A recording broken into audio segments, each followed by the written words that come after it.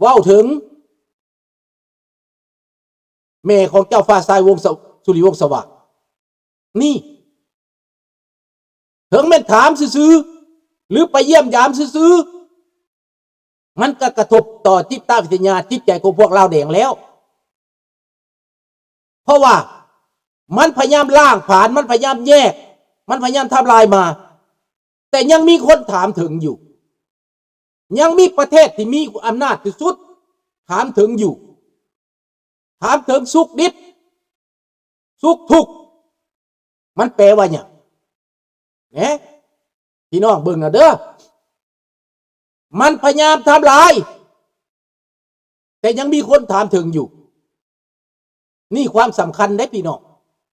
ถ้าคนเราในประเทศยังตีความหมายบ่ออกยังบ่เข้าใจยังถูกบิดเบือนยังถูกตัวถูกหลอกเขาก็เว้าสู่กันฟังเขาก็อธิบายสู่กันฟังความสำคัญต่างๆนี่คือความจำเป็นน้องธนพรว่าCette semaine, les États-Unis ont dépêché des responsables militaires pour rencontrer la partie thaïlandaise et demander l'autorisation d'utiliser le nouveau d'anciennes bases militaires telles Pudon, Thani et Thahib, Utapao. นี่ละพี่น้องมันถึงเวลาของพวกเฮาแล้วแม่นน้องธนพรอันนี้แม่นเด้อมันถึงเวลาแล้ว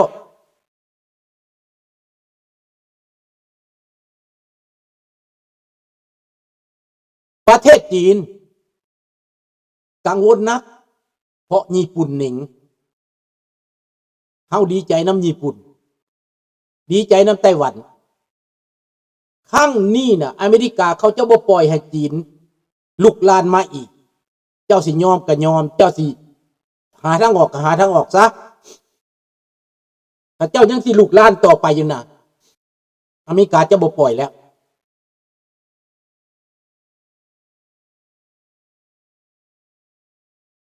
ข้าพเจ้ามั่นใจพี่น้อง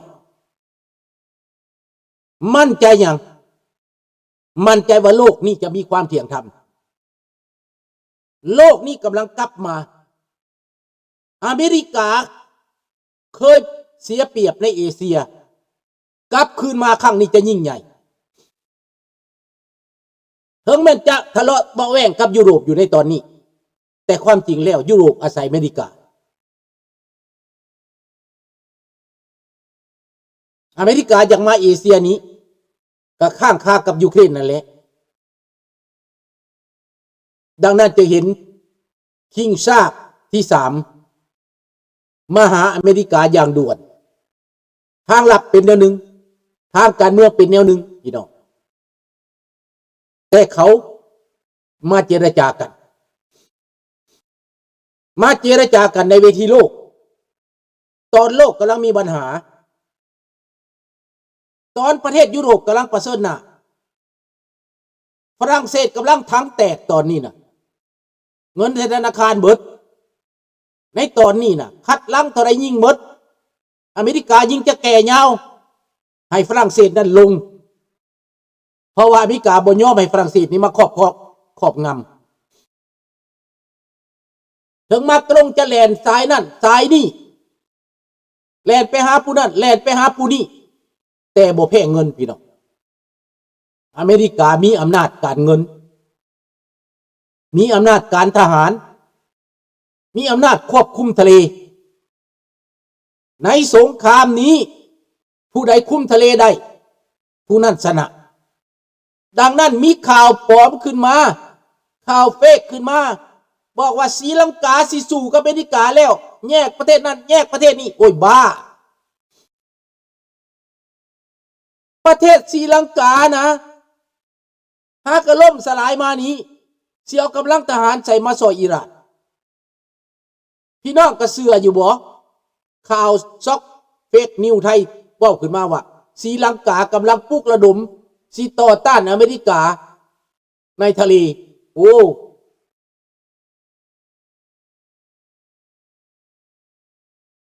พี่น้องขึ้นเบิ่งเด้อ อเมริกาเขาฮู้แล้วว่าท่าเรือจีนอยู่นั่นซ่องแคบมาลากาอยู่ใส่ฐานทัพเรืออเมริกาอยู่ใส่ฐานทัพเรือที่7ฐานทัพเรือที่6ฐานทัพเรือที่5 3ฐานทัพที่เขาพร้อมแล้วจะปฏิบัติงานนี่อันนี้เป็นเรื่องจริงพี่น้องเป็นเรื่องจริงที่พวกเราจะต้องติดตามอย่างใกล้ชิดข้าพเจ้าเชื่อว่ารัฐบาลไทยทหารไทยก็เตรียมพร้อมรบเพราะว่าประเทศไทยก็มีปัญหากับเขมรพวกนี้มีปัญหาย้อนหยังผู้อยู่เบื้องหลังแม่นไผแม่นจีนนี่เพราะแต่ก่อนนั้นประเทศไทยมีแองฟลูเอนซ์กับเขมรหลายตอนท่านทักษิณตอนหุ้นเส้นถึกกันก็หมายก็ว่าจีนนี่เอาบ่ได้แนวหลังมานี้ในเมื่อไทยตัดความสัมพันธ์กับเขมรแล้วเกิดสงครามกันแล้วเขมรบ่มีทางเลือกไปทางอเมริกาก็ไปยากเพราะว่าเขมรเสรีมีจำเป็นต้องไปทางจีนท่านไปทางจีนประเทศเขมรเป็นหนี้หลายนี่สิไปทางใดแก้ปัญหาสงครามนี้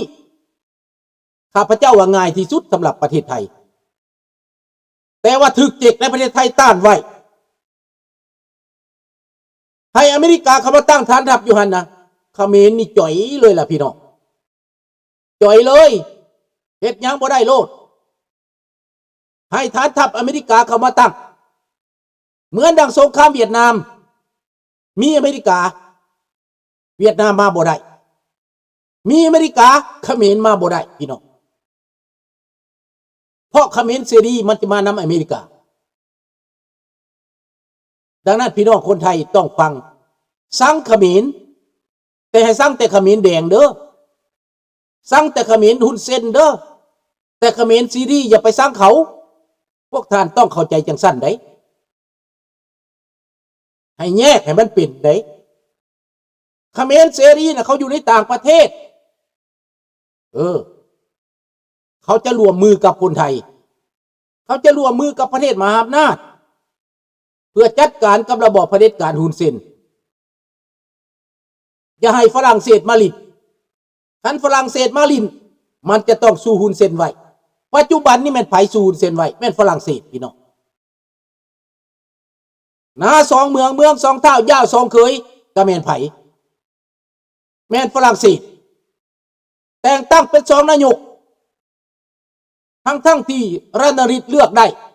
ฝรั่งเศสขอห้องให้มี2นายกนี่พี่น้องต้องบึกฝรั่งเศสแทรกแซงบนใดแบ่งแยกบนนั้นเขาห้องว่าภาษาฝรั่งเศสว่าดีวิเซพวกมีแรงนี่แบ่งแยกเพื่อครอบคุมความหมายแบ่งแยกเพื่อกำจัดได้นี่คือการกระทำของฝรั่งเศสประเทศลาวในสมัยก่อนฝรั่งเศสบอกให้เขาเป็นกลางล่างหัวสุวรรณภูมิมายุยงสุพรรณวงศ์ส่งเสริมบักโฮจิมินห์ทำลายอเมริกาก็เป็นฝรั่งเศสอันนี้สำคัญในการเมืองนะระหว่างประเทศนี่ถ้าเขาประจักษ์นโยบายของฝรั่งเศสเป็นอะไรนโยบายอเมริกาเป็นอะไรอเมริกาเขาอยากมาตั้งฐานทัพในลาวถ้าเขาให้เขาตั้งฐานทัพในลาวนั้นเขาจะบ่เสียหายเขาจะบ่ล่มละลายประเทศไทยเขาเจ้ามีอเมริกาอยู่ไทยเศรษฐกิจก็ได้ย้อนอเมริกาความมั่นคงก็ได้ทางย้อนอเมริกาลาวนี่บ่ให้อเมริกาตั้งดังนั้นเขาจึงบ่มีกำลังเขาจึงบ่มีเงินเขาจึงบ่มีอาวุธซ้ำบ่นำสุวรรณภูมิมาเปิดทางให้หัวมือกับสุวรรณวงศ์เปิดทางเขาห้องว่าโฮจิมินห์เทรลตัวนี้แหละตัวทำลายประเทศเอาใจเขาแต่เขาต้องตายเสื้อความเขานี่เสียใจ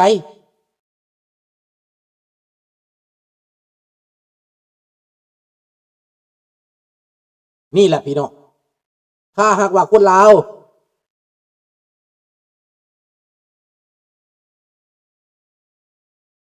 เขาเข้าใจแล้วมีประสบการณ์แล้วเขาอย่าแตกอย่าแยกกันเขาอย่าไปเสือพวกแนวลาวสร้างชาตินี่เขาบ่เสือมันแล้วผ่านมาในอดีตมันกระตัวเขาบ่เป็นง่ายแล้ว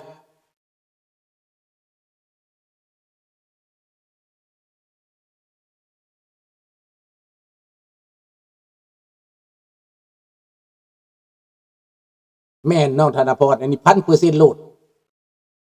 1,000%มันแทรกแซงประเทศไทยนี่1,000%ไอ้ก็เว้ามาตลอดแล้วC'est une perte mon nom car la Chine considère le Laos comme sa porte d'entrée. Ils ne lâchent pas le Laos. Ils ont déjà jeté leur dévolu sur chaque région du pays. C'est la vérité. Men อันนั้น men แต่ประวัติศาสตร์มันก็สอนแล้วว่าจีนเคยเห็นแบบนั้นเขากับเผาหัวมันได้แล้วผ่านมาน่ะเผาหัวห่อทุ่งดำทุ่งแดงมาก่อนแล้วน่ะบรรพบุรุษเขาสู่มาแล้ว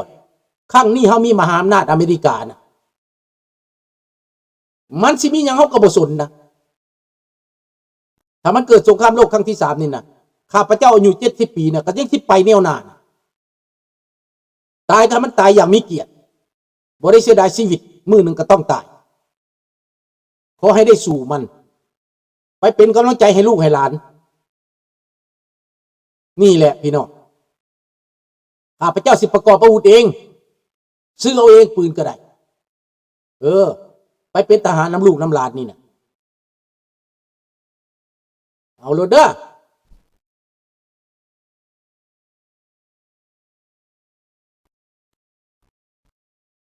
สบายดีท่านมุสดีแม่นแล้วอันนั้นแม่นแล้วอเมริกาเขาฮู้เลยแหละเขาฮู้คักแน่อันนี้นะเขาอ่านเบิดแล้วเกมฝรั่งนี่นะพยายามแย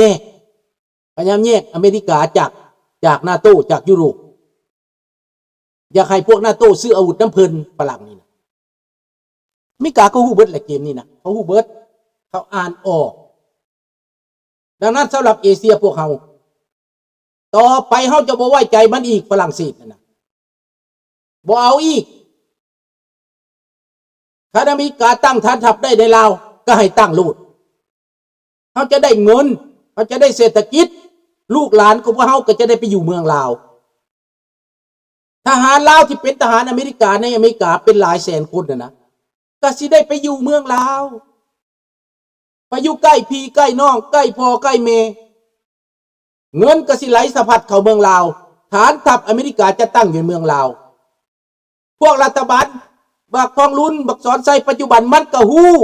พอแก้วบอกแล้วพี่น้องข้าพเจ้าเว้าความลับแก้วบอกแล้วแก้วจะให้อเมริกาตั้งฐานทัพในเวียดนามตั้งฐานทัพในลาวเพื่อต่อต้านจีนดังนั้นบักทองลุ้นบักสอนไซมันจึงว่าพี่น้องลาวนอกยามใดภาครัฐก็เป็นห่วงเป็นใยนำยามใดพวกเอาไก่เกียกห้องให้คนลาวนอกกลับขึ้นมาสร้างสามันหู้แล้วมันหู้แล้วมันหู้ว่าอเมริกาบีบแล้วคันอเมริกาบีบเวียดนามอเมริกาบีบเวียดนามป้าให้ไปได้ไปโลดเราสร้างวิรกรรมโลดเราไปเด้อผู้ใดไปส่วนลุงเนี่ยเด้อผู้ใดเป็นทหารอเมริกานั่นลุงเสี่ยวซ่านด้านนี้เด้อด้านลบกับพวกคอมมิวนิสต์นี่นะหูจักยุทธศาสตร์มันหูจักจิตใจมันหูจักความคิดของมันอันนี้สำคัญได้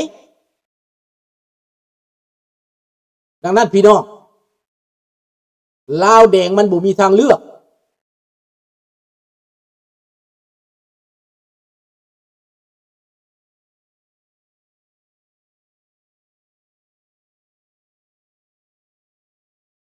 อันนั้นเจ้าว่า